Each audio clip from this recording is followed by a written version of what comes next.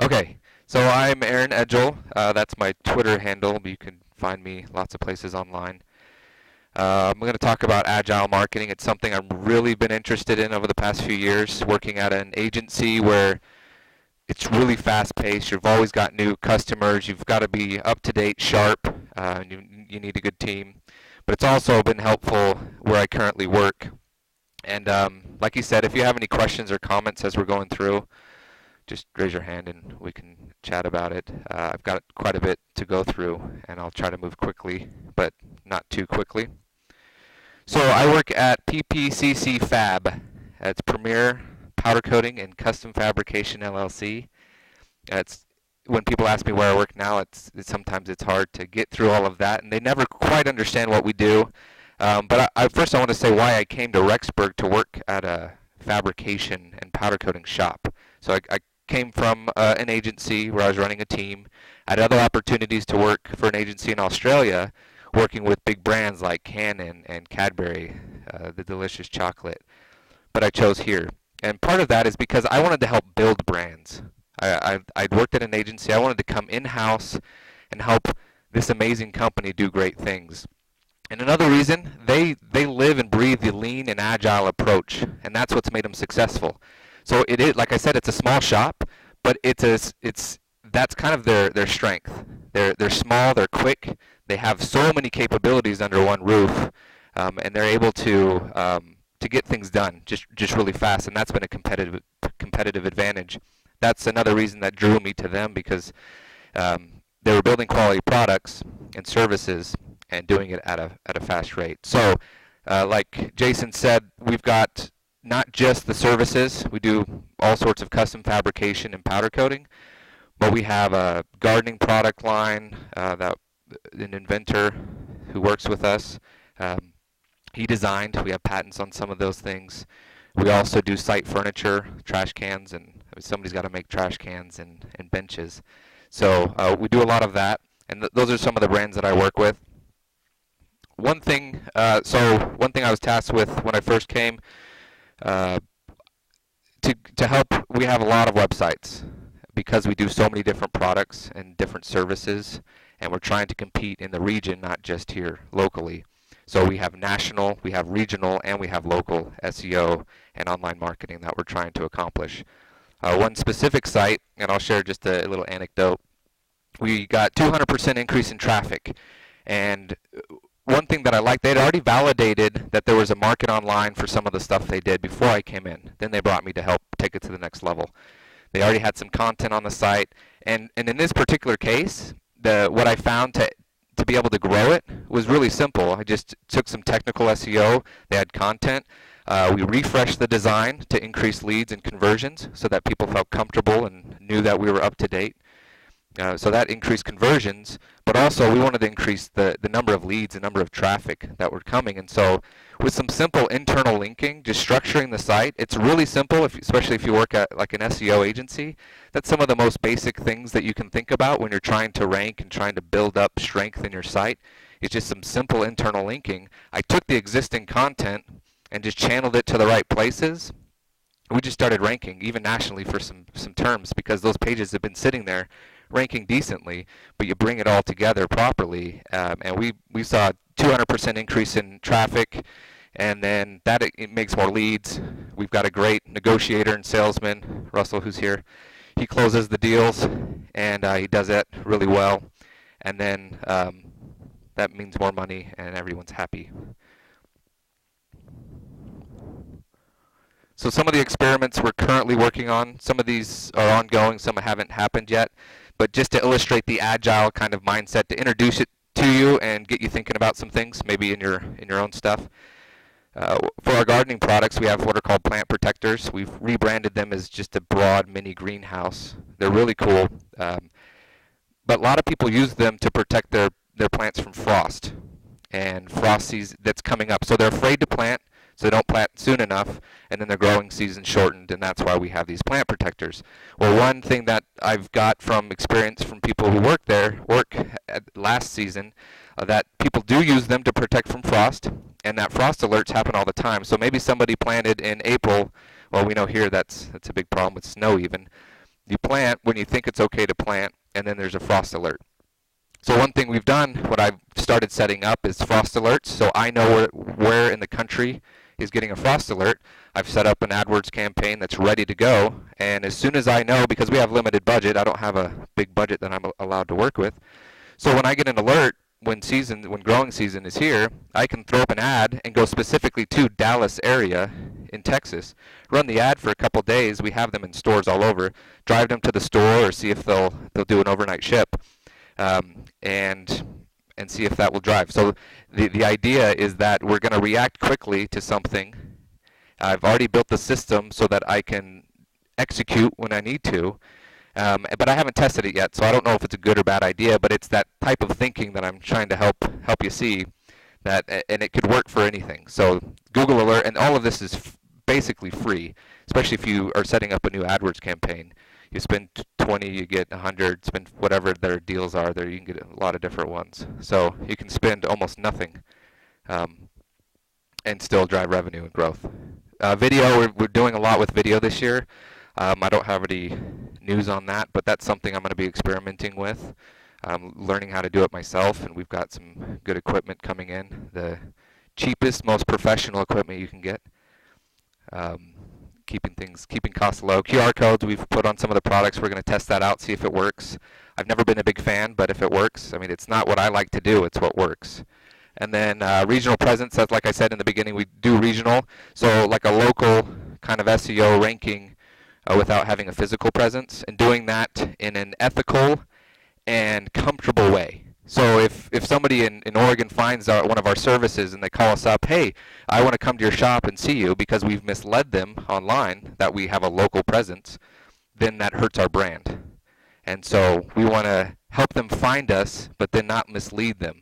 And we get business from all over the region. Okay, so I want to talk about agile marketing. This is a Google trend. It's been growing. I think it's reached its peak, kind of. And if you were to go online, there's a forecast button. It's basically the same. But I want to talk about why. Why is that happening? Because, and if you look at Scott Brinker, does a lot of good stuff. Chief Martech, I think is his website. He has a lot of good insights on agile marketing. But he talks about the complexity of the landscape now. So it's not enough to be a small business owner, brick and mortar. Your new customers, if you've been in business for a while, your new customers are all online most likely, and your old customers are moving there too. And so, but not just online. You can't just put up a basic website, hire somebody, but you've got to be found, and there's so many channels to do that. And people are using their mobile phones to find things. They're searching for it. They're asking Siri questions and getting responses. So the landscape is just increasingly complex, and it's tough for even a marketer to keep up and to know what to do and how to do it. And growth hacking. I don't know if, I'm sure a handful of you, the ones who do marketing, have heard of growth hacking. It's just a subset of marketing, and it's actually in the past month there's been some debate on whether it's a good term to use and what it means, and I don't want to talk about that because that doesn't matter. But it's an important way of thinking, and that's what I want to talk about. The Lean Startup, the book, growth hacking, agile marketing, I feel like all of those merge into what we'll talk about today, and that is essentially doing more with less. That's really what it boils down to. Leveraging technology, and I'll talk about it later, but leveraging technology, your existing resources, there's so many free things. If you know how to do something, there's free ways to accomplish things. You just have to put the time and effort. So I want to talk about the marketing. To introduce you to what agile marketing is, I want to talk about the marketing manifesto. There's a .org site out there. A group of marketers met up and said these are our values. I think they consider the values. I added one at the end. So the first value is validated learning over opinions and conventions. Like I said earlier, I'm not a fan of QR codes, but if they work, that's great. So it's not my opinion that drives what we're going to do. Let's test it. Let's figure it out. So it's validated learning, and I'll talk about what that feedback loop kind of looks like. Customer-focused collaboration over silos and hierarchy. So don't be so focused on your product and your team and what you're doing here, but get out and get feedback from the potential buyers. Call them up, do surveys, whatever it is, get it out to the customer fast.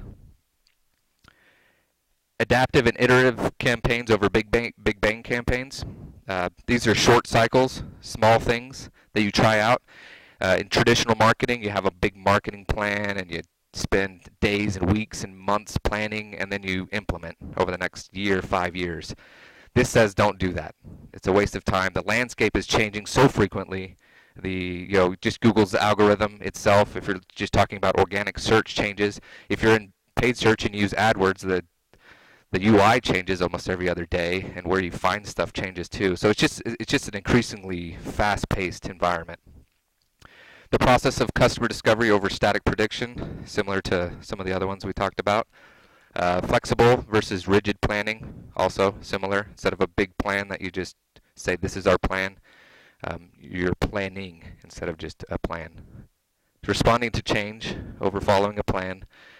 Many small experiments over a few large bets, also similar. This is the one that Scott Brinker, he said he'd add this, and I agree. Because a lot of times people think of Agile, and it started in software development, it's about getting a higher volume of things out the door, just moving faster. But that's not the case. It's about being responsive in a correct way. So craftsmanship over crap. Because quality affects your brand. So the idea here is to build an engine that allows you to execute the right ideas. That's what you want to try to do. Create this system that will allow you to turn out good stuff and make money. That's squeezed. Okay, so this is, I borrowed a few different graphics and made my own. Digital telepathy, the way they do design, web design, is also very much objective and is cyclical. And then the validated learning idea also follows this model.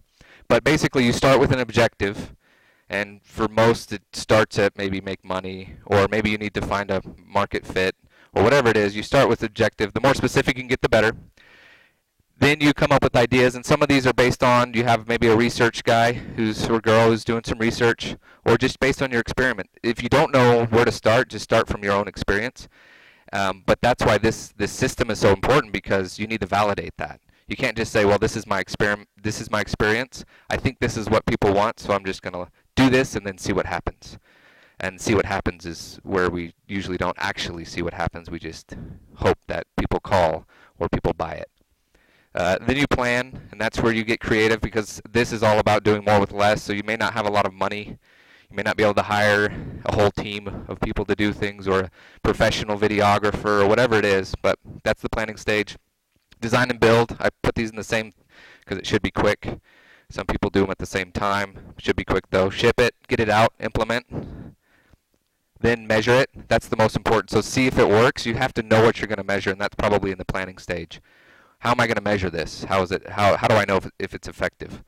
And then learn from that feedback, and then come up with new ideas to get you closer to that objective. And it's just cyclical. Does that make sense to everyone? Okay.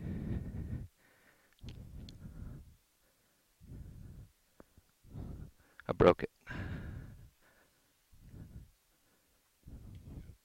It works from here. All right, so I want to talk about building a team, because I've done that. I don't have a team right now. I am my own team, which I'll talk about too, because not everybody can hire a team. And in fact, I think in most cases, companies will not have a marketing team. In most cases, companies don't have a marketer. The entrepreneur is the marketer. So the essential skills, and these are the buckets of skills that I came up with. You need to know how to research, and part of that, maybe that's A/B split testing, that is digging into backlinks, whatever it is, you need to know how to research. Maybe even it's just search operators, or looking at source code of a site. How do they make that? There's plenty of resources out there, but you need to know how to research. You need to know the channels that are available to you. So there's organic, there's paid, there's social, there's mobile, desktop. There's so many channels out there. You just need to know what's available. YouTube. So get to know the channels, because you're going to need to experiment with them. Technology, this is a must nowadays. And by technology, you're looking at the building of a website, the database, the design. That's kind of creative, but also technical. I'd say front-end speed is increasingly important, especially as you build a site that needs to be seen on mobile devices over a data plan. So front-end speed, some other things, and I'll go into that a little bit later. Creative, that's anywhere from photography, design, whether you've got somebody making infographics for you, writing, copywriting, content, all of that fits under that bucket. And you need analytics. You've got to measure. Otherwise, you're just shooting stuff in the dark and hoping it works, and not knowing why is the biggest problem. You've got to be able to get feedback and then understand why, so then you can pivot and make changes. If you don't know why, if you can't even come up with a good reason why and back it up with some information, you're not going to go anywhere. So understand the why. You won't always measure everything, and some of those will be guesses as to why, but at least it will be data informed and not just data driven. So some people go from one approach where they say, I'm going to look at the keyword search or the keyword planner now. Keyword planner, and I'm going to look up what's got the highest traffic volume, and then I'm going to build a page based on that. So that's data driven, kind of, where we're looking at high search volumes. Data informed is allowing your gut to make decisions. So from my experience, I think people will look for this phrase, and this actually happened to where I work. There was no real search volume for it, but this is what they thought people would look for, and it worked. So because we got that feedback that it worked. So it's data informed, not just driven by the numbers. If that makes sense. Yes, sir.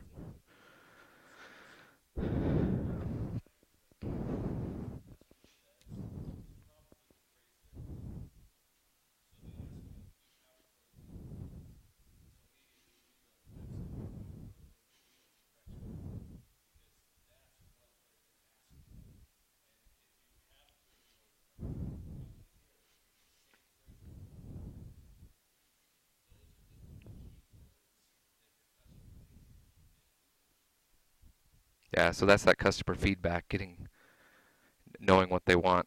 Okay, so there are different types of marketers to build your team. You've got the specialists, you've got T marketers, then you have the full stack marketer. So the specialist knows exactly a specific skill. They are a writer. They are a web designer. They are a web developer. They are an SEO. T-marketer has broad knowledge across a lot of things, and then deep knowledge in a specific area. There's been a lot of talk of these lately, past year or so. And so they know a lot of things, but their bread and butter, what they're really good at, is one specific area. And then the full stack is just going deep in as many places as you can. And that's a lot of times, that's basically my role, where I'm at now. I am the team. I'm a full stack marketer. That's what startups need. That's what a lot of companies need, is just somebody who can, if a web page needs to go up, they know how to do that. If they need to increase the front end speed, they know how to do that. If they need to get into Photoshop and make a nice little infographic or something, they know how to do that.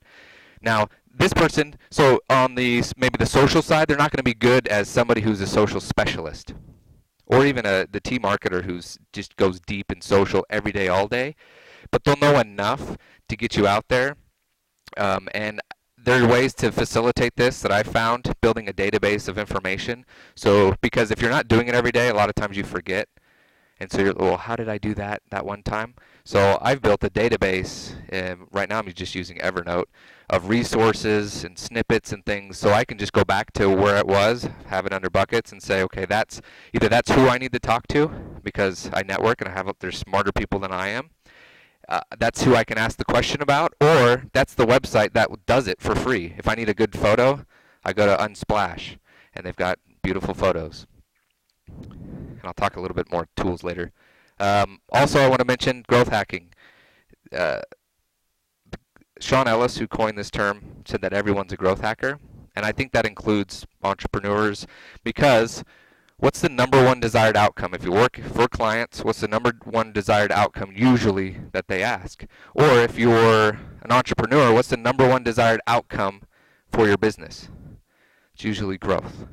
I don't think anybody says, oh, I just want to maintain status quo. I want to grow something. Unless you're a big company, and as soon as they start maintaining, that's when they have problems, and these other guys come in and knock them out of the industry. So the question that really a growth hacker just asks, and this is that there's been, like I said, a little bit of a debate as to what a growth hacker is. The question you really ask is this needed to drive growth? So whatever I'm doing, is this going to help me drive growth? That's really the question you ask.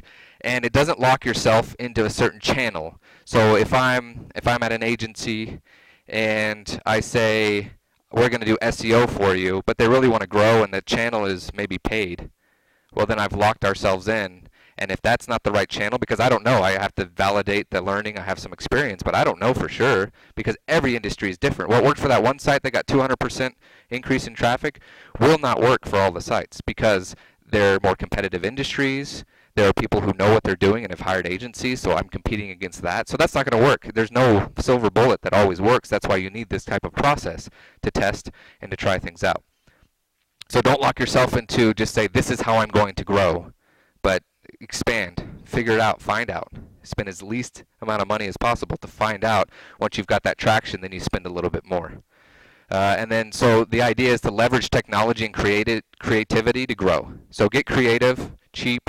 Technology is here, and that's why there's so much growth and complexity, because you can leverage technology. And there are people who build massive marketing automation softwares that you could spend a lot of money and have them try to do it. Or if you know a little bit about technical, you could kind of hack together your own thing using APIs and spreadsheets, and there's plenty of data out there that you could piece together your own system. And that's actually what I'm working on right now. So do more with less is the idea. The essential tools. You need a centralized brain, I found, and a sharp mind. A lot of people will keep a lot just here, especially if you're not working in a team. You'll kind of keep it in your brain. I like to act as if I have a team already. So I use a system where I have an organization system that other people might be able to come in and just help me out if I ever need to get some help. Whether it's the to-do list for my projects I'm working on, or if it's resources or otherwise. And there's some tools that I use. I really like this set of tools right here. So Dropbox, and I have a paid version because it just grows out of the 2.5 or 5 you can eventually get for free. This is one on this. In fact, it's the only one on this list that I pay for. But that's the central brain and server because I have access to it all over the place. I can share. I could share a link and somebody else can download it, so it's always being backed up. They have they understand the versions that you've been through. If you lost something, you can go back and find it. It's just a fantastic tool. HackPad I've used on and off, but I really like it if you're looking to build something and collaborate on a process or a system. They've really increased the design and capabilities of it. It actually goes into my Dropbox folder, so I have the HackPads there and access to them. So that syncs. Asana syncs with Dropbox too. And I have a specific way I set that up. I won't go into today, but that's for all the project and task management. Communication can happen there too. And I like Evernote, like I said, for my database of resources. I'll probably, what I want to do is just have a site that has it all on it. So if I ever need to share it with somebody, it's easily accessible and organized. But that's what I use. And I've started toying around with Slack. It's a communication tool. And then To-Do is similar to that communication tool, but it also has to-dos and things. And they're iterating fast. I usually look for companies that follow the same ideals, that agile approach that I do, and these guys do. They're always putting out new stuff, especially Asana. They're really good about putting out good stuff. All right, so in the creative side, I've used a lot of different tools for like Photoshop replacement or stuff like that, and I have some ones at the bottom I'll maybe talk about. But in this case, I found that it's worth the $50 a month that you can pay for the Adobe Creative Cloud. You have access to everything. You can make videos in After Effects. You can use Typekit for your websites, and you have access to pretty much anything. They give you 20 gigs of space, Photoshop, Illustrator, InDesign. Their entire suite is there, and it's always updating. And that's what's nice about it is you can go buy a cheaper license or something, but this is frequently updating. I found I was worried at first, but I found it's worth the $50 a month to just use industry standard stuff. Some of these that I put at the bottom, Canva is a pretty cool design tool. It's free, I think, still. Visually does infographics. There's a bunch of infographic sites out there now. The Noun Project, they have a bunch of icons, cheap or free, that designers kind of put together. The Music Bed, this is paid, but if you're ever trying to create, let's say you do create a video or a commercial for the web, one thing I ran into a while back is a few months ago, I was trying to do that and I didn't know where to, I could open up GarageBand and make my own little thing, and actually I ended up doing that. But this is a great place for really good music that you can license. Relatively cheap, depending on what you're using it for. Unsplash, like I mentioned earlier, photography, they have a bunch of high-res that's constantly updated, high-res photos that you can use if you need background image or something nice. So, analytics data testing, I just put the free ones up here. You can do a lot with Google Analytics and Webmaster Tools. But there's Visual Website Optimizer that I've liked to use in the past, Unbounce, Crazy Egg, and you can Google it. People have done reviews, but all of those are paid. But you should have these tools that you can test, get feedback. These are the type of tools you need. How you get them or what tools you use is really up to you. Toolbox for Web and Tech, this is huge, so I just put a few up here that I've used and that I like. Sublime Text, unlimited trial, but if you use it for a really long time, maybe it's nice to give the developer some money. So it's $70. And there are tons of plugins that will autocomplete if you're doing WordPress stuff, if you're doing anything. So it's a really nice way to kind of help you learn some of the code if you're unfamiliar. GitHub, I finally gave in and I'm doing private repos. And you should learn Git if you're doing anything technical, because when you work with web developers, that's the new standard, and it's more secure, and you can back up a lot of stuff, and if you mess up, you can revert. Anyway, take the time to learn it. If you get somebody to teach you, there's some basic things that you'll need to know, and you can do a lot. I was able to do that previously, and I do it now. Other ones that I've liked and I'm using, Cloudflare to help with, there's a free account that'll help offset. It's like a CDN, so if you have a lot of content, your site's a little bit slow, you help reroute their DNS. They'll block you from robots and other threats that might hit your site. They keep a catalog of that, and then they will they'll also help. They have data centers all over, so depending on where somebody comes, they'll help load the content a little bit faster. I've seen a little bit of increase of speed on one of our sites. CodeKit's pretty good for the development process. Grunt also automates some of that development process. Let's say you need to minify your code. Just shrink everything before you put it up as you're doing it.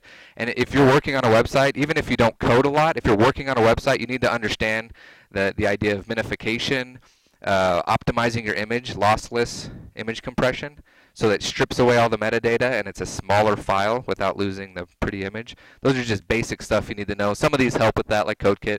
Terminal, don't fear the terminal, but be careful if you go into it. And then if you want to learn, Treehouse I've really liked, teamtreehouse.com. In fact, I should send a link because I think I get a discount if you sign up. Lynda, Khan Academy's free, Codecademy's free. There's so many resources to learn how to do these technical things. You just have to find which one works for you. So I'm wrapping up here. The essential qualities that I think for building a team, being a marketer, and then fulfilling, just getting this stuff done, that you're going to need to have is don't fear uncertainty. It's okay, because if you have this loop, the bet you're making isn't just a gamble. You're actually going to make a strategic decision, test it, and see if it works. So even if it's uncertain now, try it out. Crave feedback, so just get feedback quickly. I know a lot of designers and people, when they build something and I've done it, I've spent hours and hours and hours on something, and then I show somebody and they're like, I'd switch it like that and I do that, and you thought it was the greatest thing ever. That's okay. Just accept it and move on, because the idea is not, am I right, or is my stuff cool? The idea is, are we growing? Is there something out there that I don't know? So I just want the right answer. I just want to help the company grow, or I just want to help my own company grow, whatever it is. So don't get caught up. Just crave that feedback. Bias toward action. Do stuff. Don't sit and think about it. Test it out. Try it. Go call somebody. Go down the street to somebody that might be a potential and just ask them, even if you're not ready for it. And you're always learning. Few quotes I'll end with that help kind of give this Some more. I really like. I think everybody should become a full stack marketer. Is my own personal opinion nowadays because there's going to be increasing need for them. And the last quote I have will, I think, show you why. So this is Steve Blank, who wrote The Four Steps to Epiphany. He was Eric Ries's professor, who wrote The Lean Startup. Got everybody talking about lean this and lean that. It's okay to screw up if you plan to learn from it. So that always learning, that crave the feedback, it's okay. You're going to mess up. That's the idea, is to mess up quickly and cheaply so you can get to the good stuff. Eric Ries, from his book, Lean Thinking defines value as providing benefit to the customer. Anything else is a waste. So if you're looking to eliminate waste, find ways to provide value to your customer, and anything else you can throw out the door. But that's why you need to test it, because you don't know until they tell you. And Steve Jobs, creativity. So like I said, I think everybody should become a full stack. Even if you're not a full stack marketer or you're not interested in half of that stuff, learn any opportunity you have to learn it. Doesn't matter the channel, doesn't matter the industry. I've learned gardening. I didn't garden. I'm learning gardening, manufacturing, all of these things. I was more of a tech background, but I learn it, and there's ways to learn it. But learn as much as you can because of this quote, I think. Creativity is just connecting things. When you ask creative people how they did something, they feel a little guilty because they didn't really do it, they just saw something. It seemed obvious to them after a while. That's because they were able to connect experiences they've had and synthesize new things. So I'll leave you with that to kind of chew on and think about, because doing more with less is going to take creativity. And so the more you know, the more connections you can make, and the faster you can grow. Thanks.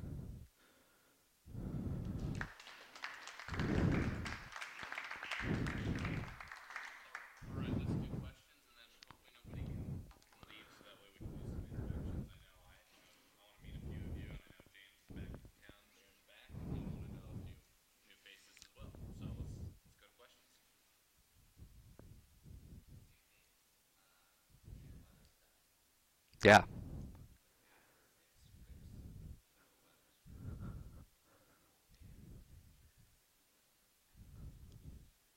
So I can completely automate that process instead of just being alerted. Good. Thank you.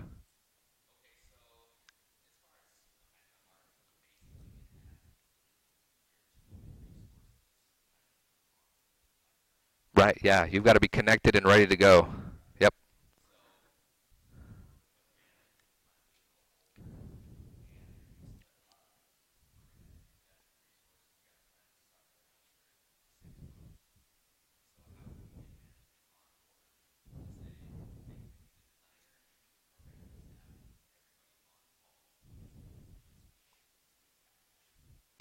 What I would do is have it on call, know the resources, find cheap ones, do it yourself, basically, without any funds, and then execute something, and then show the feedback, and then you'll get resources, I imagine, if you can prove that it's working, that it worked. We were able to react this quickly to something, got it out there, look what happened. Now just give me a little bit more so I can have this ready, more ready, and maybe a more industry standard like the Creative Cloud or something that I can have something ready. That's the only way I can, that's the best way I can think of without a lot of conversation and whatever, dinners, I don't know.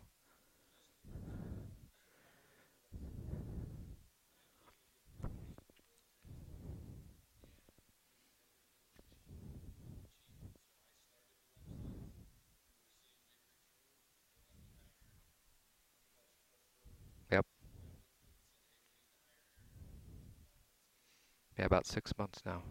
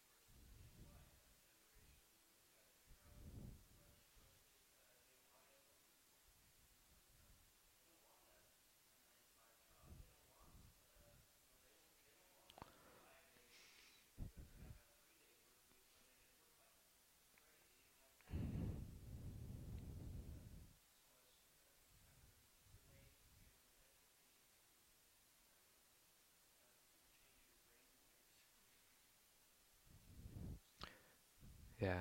That's why it's important not to get stuck in anything, no matter where you're at. Even if something's worked in the past, it doesn't mean it's going to work again. So just keep testing, keep trying, and that should help you avoid growing up and getting stuck. Yeah.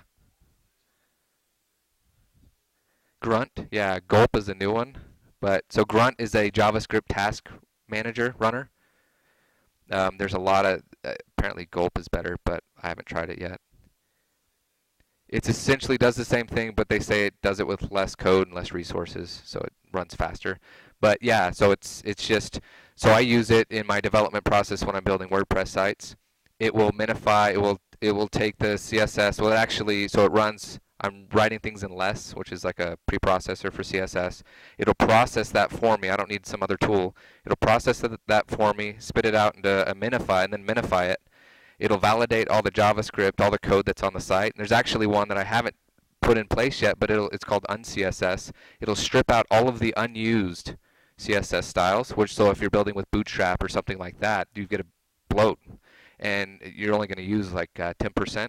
So it'll strip all of that out, spit out something. So the stuff you're working in, it still looks nice and it works, but this is just tearing it apart, stripping it down, and then I use Image Optim to make sure my images are losslessly compressed, and then you push it up.